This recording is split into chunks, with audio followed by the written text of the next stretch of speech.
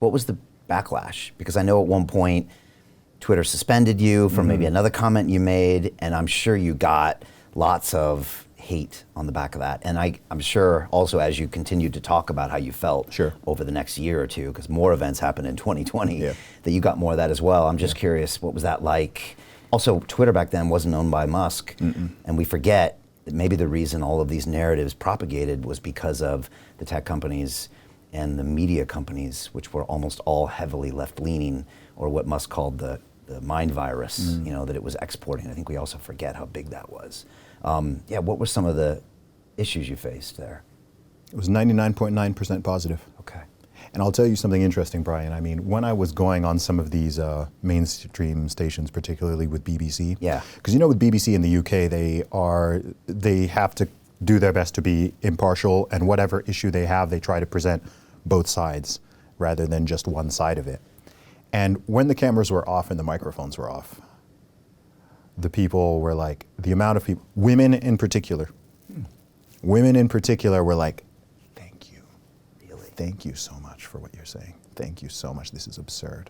Wow. Thank you. You know, because they either can't or feel like they can't speak up on it. But again, in the background, they're looking at these issues and they're just like, this is absurd. The idea that a big man like myself or yourself can one day just say, I'm a woman. And everyone, no one's meant to ask a question. Everyone's just supposed to refer to us as she, her, whatever it is. You could have fathered children, but you're just supposed to be a woman now. And everyone, society as a whole, is just supposed to go with this, no questions. It's hard to think of something that's more absurd than this. But that was where we were. And so a lot of people were just afraid. A lot of people were afraid. And the thing is as well is, I'm very, I don't have any ill will in my heart. So when I talk about issues, whether they are contentious or controversial, I don't need to dance around too much or hide anything. I'm not some hateful bigot who hates some particular group or even individual and is trying to pretend that I don't. I don't. I'm simply someone who seeks the truth and aims to speak the truth and aims to maneuver in a way in the world that is right and that is righteous.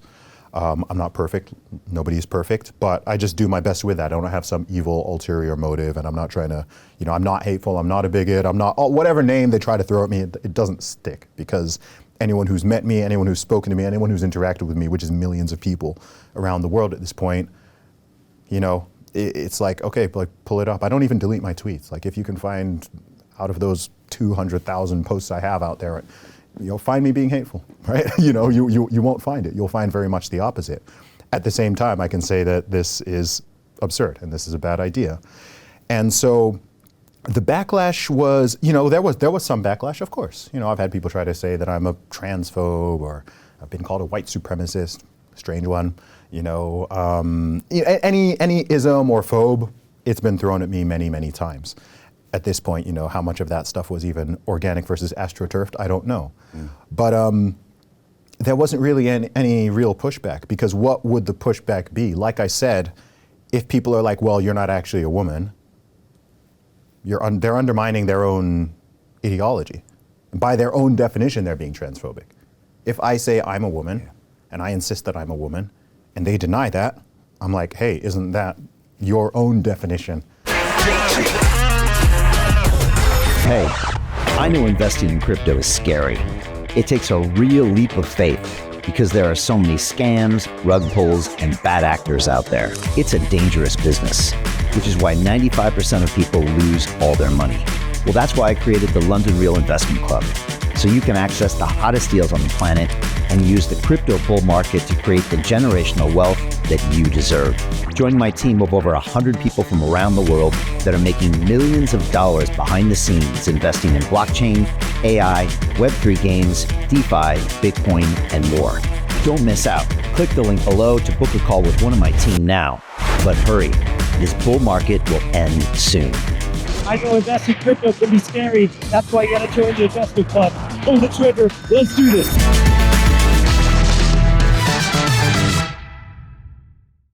Of bigotry and transphobia. Or, like I said, they have to acquiesce, in which case, yep, I'm the strongest woman in Britain. which is also comical. So the pushback was not as much, nowhere near as much as I think people may have thought, and I think it's because there was nothing aggressive or hateful or bigoted at all in not just the post itself, but the follow-up interviews and things that I did, all these media appearances. And some of the stations, you could tell they tried to insinuate somehow, you know how they do their interviews, right? Yeah. They try to sort of push you to, they almost like want you to say something bigoted so that they can be like, we got him, that's why he did it. And it's like, no, you're not gonna get me on that. Because I can just speak totally honestly, and I don't need to guard my words too much because I know what my motivations are. I'll speak the truth. If I have a point that I make and someone wants to question it or challenge it, or they feel a different way, completely fine. I'm not trying to censor anyone. I'm not trying to shut anybody down. I don't need to play that game. Truth is on my side on this one. So yeah, it's fascinating how much things have changed in a relatively short time. And then of course going into 2020, that was a whole different era. Which again, I was one of the few people with a big platform early on who was asking questions about what was going on with these lockdowns and talking early about how, look, if this is not going to be the 2 weeks to slow the spread or 2 weeks to flatten the curve, whatever narratives they were putting out there in different countries, I was like, this is, if you give them that inch, they're going to take a mile. And that is exactly what happened. It went from, suggestions to mandates to punishing people who didn't want to go along with certain narratives and do certain things. And again, across my different platforms, Instagram, YouTube, my podcast, Twitter at the time, Facebook, I was just saying the things that I know other people were thinking, the things that I was thinking, asking the questions that journalists should have been asking if they were not captured and were not cowards. And that was it. So yeah, it's weird how I've ended up in this position because I never set out to become, I don't know, a voice for the people or a voice of reason or whatever it is. There's a lot of people who view me that way now, and I guess I appreciate it. I'm honored by it, but I don't think it should be so rare. I mean, I was brought up and raised to, if I see something that I don't think is right or someone is trying to push me or prod me to do something that goes against my values or that it isn't right, then I say something. I do something. I don't fear backlash in that way. I've had so many people ask, were you worried about being deplatformed? You worried about this, I'm like, no, I'm not. Yeah, I don't want my account suspended, and I'm not gonna do anything that's such a clear I'm not gonna blatantly violate rules and give them an easy excuse to ban me or suspend me from something. But I'm also not going to be a coward. I'm going to say what needs to be said. I'm going to ask what I think needs to be asked if I feel that it's important. And that's simply how I operate. How do you get out of a rat race? How do you create wealth not only for yourself, but also for the generations to come after? I am absolutely amazed with the quality of companies that we're getting exposure to. We go on to Zoom calls with the innovators and the folks who are building new applications in metaverse, blockchain, artificial intelligence, decentralized finance. What's going on, everybody? Thumbs up if you can see me. We are focusing on early stage investment. And the quality of people that we're getting exposure to, whether it be Dan Tapiero with 1RT, Jason Ma from Open, Yatsu from Animoca. It's been a phenomenal experience thus far. It has far exceeded my expectations. We are focusing on cutting edge technologies. I view it now as the best investment I've ever made. The upside I view is unlimited. And as a retail investor, I would never get this exposure anywhere else outside of Investment Club. See you in the Investment Club.